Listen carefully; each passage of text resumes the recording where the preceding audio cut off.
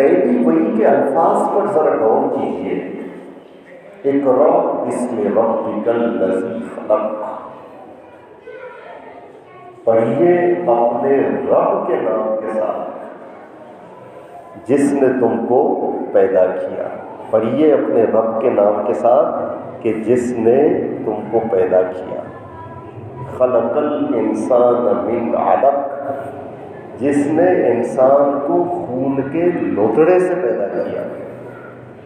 اقرأ وربک الاکرم. تو پڑھتے رہا کر، تیرا رب بڑا کرم کرنے والا ہے. الذی علم بالقلم. جس نے قلم کے ذریعے علم سکھایا. علم الانسان ما لم یعلم. جس نے انسان کو وہ کچھ سکھایا جو انسان نہیں جانتا تھا. اب یہ 5 آیتیں ہیں. آغاز جس لفظ سے ہو رہا ہے وہ لفظ ہے اقرا. پڑھیے. نزول قرآن کا آغاز پڑھنے کے حکم سے ہے. پھر ان 5 آیتوں میں علم کا ذکر ہے، قلم کا ذکر ہے. تو اس بات سے آپ اندازہ لگا سکتے ہیں کہ اسلام نے علم کو کتنی اہمیت دی.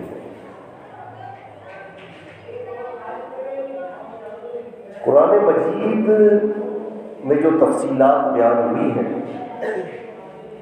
حضرت آدم علیہ السلام کے توسط سے انسان کو جو رفعت ملی، انسان کو جو عظمت ملی، کس وجہ سے؟ علم کی وجہ سے. فرشتے بتا نہیں سکے. فرشتوں نے کہا کہ ہم نہیں جانتے. آدم علیہ السلام کو اللہ تعالیٰ نے علم سے سرفراز کروایا. وَعَلَّمَ آدَمَ الْأَسْمَاءَ كُلَّهَا. آدم علیہ السلام کو اللہ تعالیٰ نے تمام چیزوں کے علم سے بہرامند فرمایا. آدم علیہ السلام کے دل کی سرزمین میں علم کا بیج بویا. دولت علم سے قلب آدم کو سرفراز فرمایا. یعنی انسان کی سرشت میں اللہ تعالیٰ نے علم کی دولت رکھ دی، علم کا بیج بو دیا. آپ ذرا غور کیجئے. کوا آج بھی آشیانے میں رہتا ہے. حضرت آدم علیہ السلام کے زمانے میں بھی کوا آشیانے میں رہتا. کوا کے طرز زندگی میں کوئی تبدیلی نہیں آئی. لیکن حضرت انسان نے پتھر کے تاریک ترین زمانے سے ٹیکنالوجی کے اس روشن ترین عہد کا سفر طے کیا ہے. انسانوں نے سمندر کی عطا گہرائیوں تک رسائی حاصل کی ہے. سورج کی شعاعوں کو گرفتار کیا ہے. ستاروں کی گزرگاہوں کا سراغ لگایا ہے. کائنات کے سربستہ رازوں کو پاش کیا ہے. انسان کہاں سے کہاں پہنچ چکا ہے. کیوں؟ اس کی وجہ یہ ہے کہ اللہ تعالیٰ نے آدم علیہ السلام کے قلب مبارک کو علم کے جوہر عظیم سے سرفراز فرمایا تھا. وَعَلَّمَ آدَمَ الْأَسْمَاءَ كُلَّهَا. آج جو انسانوں کا علمی سفر ہے، آج جو انسانوں کی علمی تاریخ ہے، یہ سائنس کی مختلف ایجادات ہیں جن سے ہم فائدہ اٹھا رہے ہیں. یہ ساؤنڈ سسٹم، موبائل، گاڑیاں، علاج کے لیے جدید ادویات، جدید طریقہ علاج، یہ تعمیرات، یہ سب سائنسی علم کا نتیجہ ہے. اور سائنسی علم کا بیج، تمام علوم کا بیج حضرت آدم علیہ السلام کے سینے میں اللہ تعالیٰ نے وہ دیا تھا. وَعَلَّمَ آدَمَ الْأَسْمَاءَ كُلَّهَا. جیسے جیسے قیامت تک جیسے جیسے حضرت انسان ترقی کرتا جائے گا، یہ در حقیقت اس جوہر علم کا فیضان اور ثمر تصور کیا جائے گا، جس سے اللہ تعالیٰ نے قلب آدم کو سرفراز فرمایا، وعلم آدم الاسماء کلھا۔ اسلام علم کو اہمیت دیتا ہے، علم کا بہت بڑا مقام ہے۔ اس لیے قرآن مجید میں اللہ تعالیٰ نے واضح فرما دیا کہ علم والے اور جاہل برابر نہیں ہو سکتے، صاحبان علم اور صاحبان جہل کو ایک صف میں کھڑا نہیں کیا جا سکتا۔ علم کا مقام بہت بلند ہے، عابدوں پر صاحب علم کی فضیلت بالکل اسی طرح ہے جس طرح چاند کی فضیلت ستاروں پر مسلم ہے۔ تو قرآن مجید کی یہ جو پہلی آیتیں ہیں ان میں علم کا تصور ہے، قلم کا تصور ہے، پڑھنے کا تصور ہے۔ کتنی علم نصیبی کی بات ہے، کتنی افسوس کی بات ہے کہ آج ہم مسلمان علمی اعتبار سے انتہائی پسماندہ ہیں۔ علم سے، کتاب سے، قلم سے، پڑھنے سے ہمارا رشتہ ختم ہو چکا ہے۔ حالانکہ ہم اس عظیم کتاب کے وارث ہیں کہ جس کا پہلا لفظ اقرا ہے، لیکن ہم اس سبق کو فراموش کر چکے ہیں۔ آج زوال ہمارا مقدر بنا ہوا ہے، محرومیت، مغلوبیت ہماری مقدر بنی ہوئی ہے۔ قرآن مکرم میں، قرآن مجید میں ایک عظیم الشان دعا موجود ہے، رب زدنی علما وقل رب زدنی علما۔ اے رسول کہہ دیجئے، اے میرے رب میرے علم میں اضافہ فرما۔ قرآن مجید میں یہ ایک دعا ہے۔ اب رسالت مآب صلی اللہ علیہ وسلم کے عظیم الشان تابناک کردار کو ذرا ملاحظہ فرما لیجیے کہ جتنا علم اس کائنات میں اللہ تعالیٰ نے رسالت مآب صلی اللہ علیہ وسلم کو عطا فرمایا تھا، کسی اور کو عطا نہیں فرمایا تھا۔ اتنا علم نبی اکرم صلی اللہ علیہ وسلم کو اللہ تعالیٰ نے عنایت فرمایا، لیکن زندگی کے آخری لمحات میں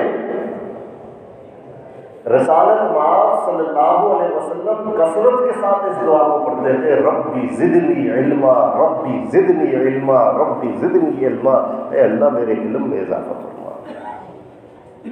علم کثیر کے باوجود، علم بے پایا کے باوجود کثرت کے ساتھ علم میں اضافے اور علم میں برکت کے لیے پیغمبر صلی اللہ علیہ وسلم اللہ تعالیٰ سے دعا فرماتے تھے۔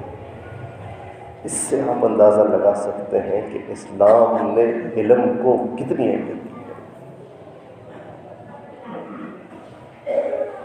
تاریخ شاہد ہے کہ مسلمانوں نے اپنے زمانہ عروج میں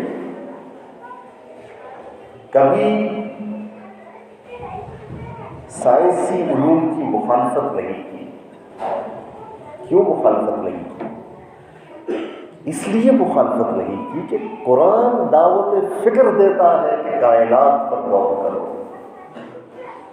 ان فی خلق السماوات والارض واختلاف اللیل والنہار لآیات لأولی الالباب۔ بے شک زمین کی تخلیق میں، آسمانوں کی تخلیق میں، اور گردش لیل و نہار میں، دن اور رات کے جو آنے جانے کا نظام ہے، جو سائیکلنگ سسٹم ہے، اس میں عقل رکھنے والوں کے لیے نشانیاں ہیں۔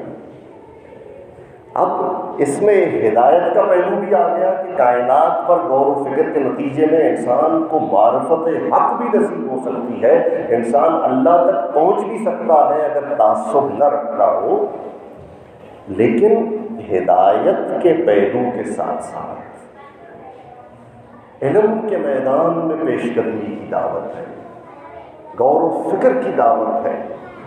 تو مسلمانوں نے زمین کے نظام پر غور کیا، آسمان کے نظام پر غور کیا، گردش لیل و نہار کے نظام پر غور کیا، بڑے بڑے علمی کارنامے انجام دیے، علم کے میدان میں پیش قدمی کی، اپنی غور و فکر کی صلاحیتوں کو استعمال کیا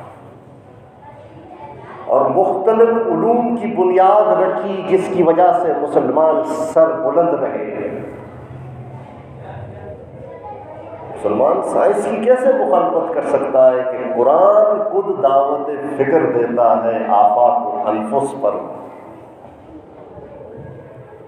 قرآن مجید میں اللہ تعالیٰ ارشاد فرماتا ہے ان السمع والبصر والفؤاد کل اولئک کان عنہ مسئولا۔ بے شک سننے کی صلاحیت کے بارے میں، دیکھنے کی صلاحیت کے بارے میں اور عقلی صلاحیتوں کے بارے میں آپ سے پوچھا جائے گا۔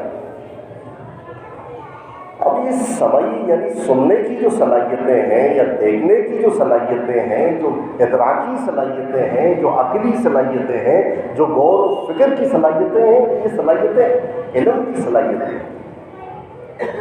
تو ان صلاحیتوں کے بارے میں پوچھا جائے گا۔ تو قرآن انسان کی فکری صلاحیتوں کی آبیاری کرتا ہے، غور و فکر کی صلاحیتوں کو نشوونما دیتا ہے۔ جب اندلس میں عیسائیوں نے حملہ کر کے گرناطہ کو تباہ و برباد کر دیا تو سرکاری کتاب کتب جو سرکاری لائبریری کی مرکزی، اس سرکاری لائبریری میں سے کتابوں کی جو فہرستیں کتب 44 جلدوں پر مشتمل تھی۔ تو کتابوں کی تعداد کتنی ہوگی جب کتابوں کی فہرستیں 44 جلدوں پر مشتمل تھی؟ لیکن بدقسمتی سے کہ زوال آ گیا، یہ ہمارا سارا سرمایہ یورپ میں منتقل ہوا، یورپ میں منتقل ہوا، اور یورپ میں جو ترقی کا آغاز ہوا وہ 16ویں صدی سے ہوا، 1501۔ لیکن یہ مسلمانوں کا علمی سرمایہ تھا جو ادھر منتقل ہو گیا، کسی اساس پر انہوں نے ترقی کی۔ اس لیے کسی شاعر نے جب یورپ کی کسی لائبریری میں جا کر مسلمانوں کی کتابوں کو دیکھا تو اس نے بے ساختہ یہ بات کہی کہ وہ علم کے موتی کتابیں اپنے آبا کی، وہ علم کے موتی کتابیں اپنے آبا کی، جو دیکھیں ان کو یورپ میں تو دل ہوتا ہے سپارہ، یعنی دل ریزہ ریزہ ہو جاتا ہے جب ہم ان کتابوں کو ادھر دیکھتے ہیں۔ یعنی اس ورثے کو ہم خیرباد کر چکے ہیں جو ہمارا علمی ورثہ ہے۔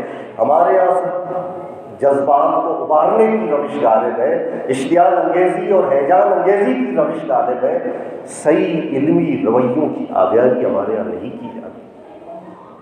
وہاں آج اگر اس تہذیب کو غلبہ حاصل ہے تو علم کی وجہ سے حاصل ہے، کل اگر مسلمانوں کی تہذیب کو غلبہ حاصل تھا تو علم کی وجہ سے حاصل تھا۔ شاعر نے ایک اور بات بھی کہی ہے کہ لے گئے تثلیث کے فرزند میراث خلیل، تسلیل عیسائیوں کی طرف اشارہ ہے، میراث خلیل یعنی مسلمانوں کا ورثہ، علمی ورثہ، لے گئے تسلیث کے فرزند میراث خلیل، خشت بنیاد کلیسا بن گئی خاک حجاز، یعنی حجاز کی مٹی سے کلیسا کی بنیادیں بن گئیں، وہ ہمارا سارا سرمایہ اٹھا کر لے گئے اور آج ہم اس سرمایہ